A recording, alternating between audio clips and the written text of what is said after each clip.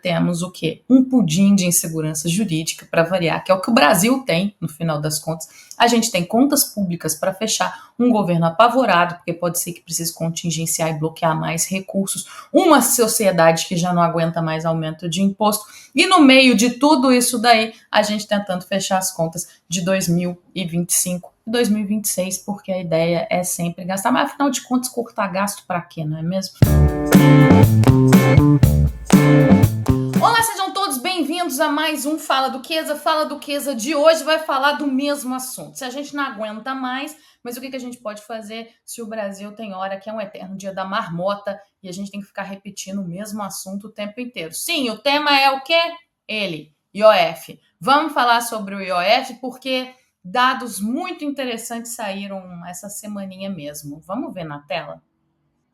Governo arrecada 2,1 bilhões a mais com o IOF e bate recorde em junho com o decreto. A receita superou todos os meses anteriores, desde 2005. Desde 2005. Isso porque a gente está falando de apenas um mês rodando o IOF lá, o famoso IOF da discórdia. Para quem não está acompanhando, vamos imaginar aí que você acordou agora, chegou no Brasil agora.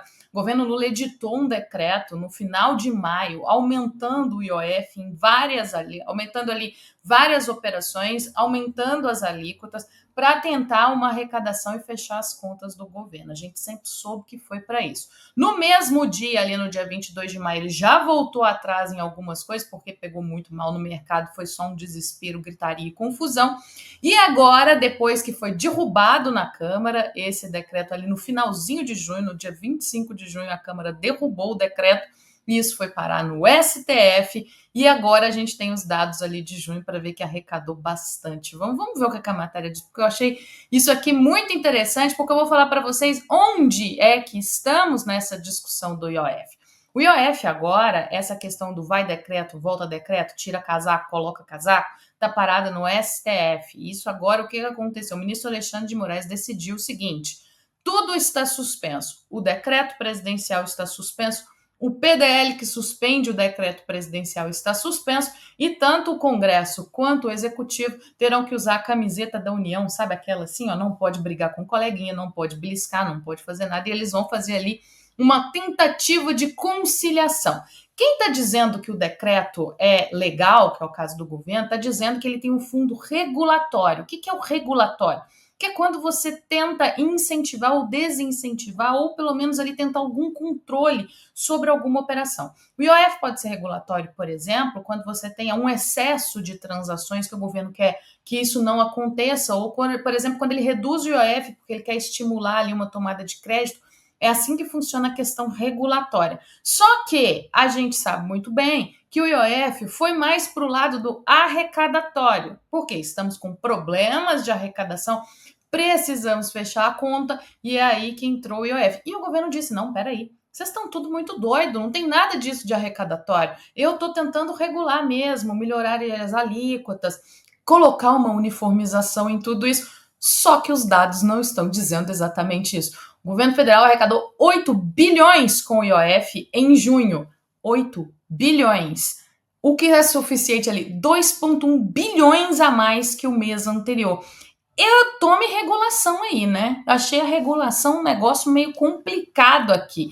Porque quando a gente fala do IOF, principalmente, né, o recorde que foi, né, dentro de um único mês desde 2005, o valor ali foi 2,1 bilhões a mais que o anterior, que o mês anterior, 2,6 bilhões a mais que a média. É lógico que procurado o governo vai se fazer de desentendido e vai falar, não, mas isso é apenas aqui, ó, a Receita Federal, isso é apenas uma coisinha que acontece, todo imposto regulatório no fim arrecada, o que é uma verdade, mas será que ele era realmente, a gente precisava dessa regulação? Mas vamos continuar aqui, porque é importante a gente perceber esse gráfico, olha como esse gráfico é legal. Ele demonstra ali uma queda ali que vocês vão ver em 2020, que foi justamente na época da pandemia, onde precisou, né, onde a gente teve ali uma questão de uma redução no IOF, questão de crédito principalmente, e aí você vê ali despecando, mas agora dá uma olhada ali do lado, o tamanho da subida que foi agora em 2025, no segundo semestre, né? No início, agora no mês de junho. É uma coisa absurda se você colocar em perspectiva. Mas vamos lá, porque afinal de contas, se organizar direitinho, e é aqui que muita gente me pergunta, tá bom, mas o que o STF vai decidir afinal? Olha, se organizar direitinho, dá pra gente falar que qualquer imposto é regulatório. Ah, não, mas é porque eu tava querendo melhorar ali as alíquotas. Afinal de contas, eu tinha alíquotas distintas. Eu tinha 1,1 para determinada operação e uma operação muito parecida tinha 3,8. Então eu coloquei todo mundo, tinha 3,4. Então eu coloquei todo mundo em 3,5, fiz uma equalização. Se organizar direitinho, existe justificativa para qualquer coisa tributária no Brasil, porque o sistema é uma baderna. Porque o sistema é uma baderna, a gente está aí nessa situação. Aí a gente pode continuar aí, ó, na matéria, que a matéria vai explicando, vamos ter uma conciliação, a gente não sabe o que vai acontecer nessa conciliação. Estamos ali nessa... A situação atual é basicamente a de não saber o que vai acontecer no futuro. O governo também não vai abrir mão disso, porque reparem o potencial arrecadatório. Se eu tenho 2 bilhões a mais em um mês, e isso com o decreto, né, já ali desidratado pela questão dos fundos e tudo mais, imagina o potencial arrecadatório que isso teria ali, não só para dentro de 2025, como para dentro de 2026. Além de tudo, o IOF é um dinheiro maravilhoso, porque o governo não tinha até então que dar satisfação para ninguém, era aumento na veia, aumentava num dia, no outro dia já estava valendo, isso até o Congresso fazer birra com isso, porque sempre foi assim, aí o Congresso resolveu, não, que agora nós vamos observar essa questão do regulatório, se não é regulatório, vamos derrubar as coisas. Bom, seguindo aí, quando o que acontece, a gente pode ir passando a matéria justamente falando sobre isso, o que acontece é que a gente agora temos o quê? Um pudim de insegurança jurídica, para variar, que é o que o Brasil tem, no final das contas. A gente tem contas públicas para fechar, um governo apavorado, porque pode ser que precise contingenciar e bloquear mais recursos, uma sociedade que já não aguenta mais aumento de imposto, e no meio de tudo isso daí, a gente tentando fechar as contas de 2025 e 2026, porque a ideia é sempre gastar, mas afinal de contas, cortar gasto para quê, não é mesmo?